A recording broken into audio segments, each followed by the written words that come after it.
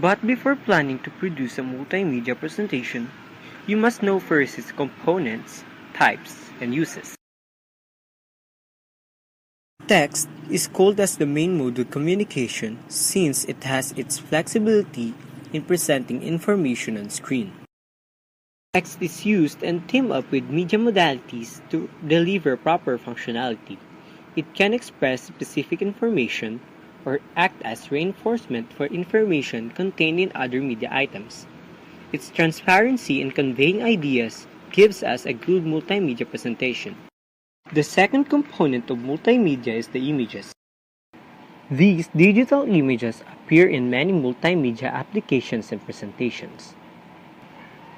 Digital photographs can display application content or can alternatively form part of a user interface.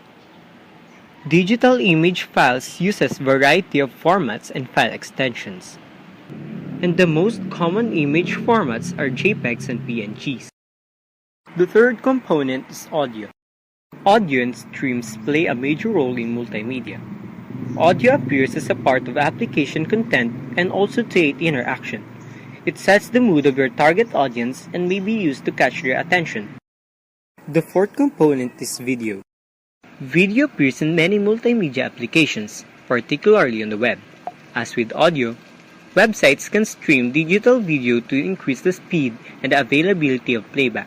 Common digital video formats include Flash, MPEG, AVI, WMV, and QuickTime.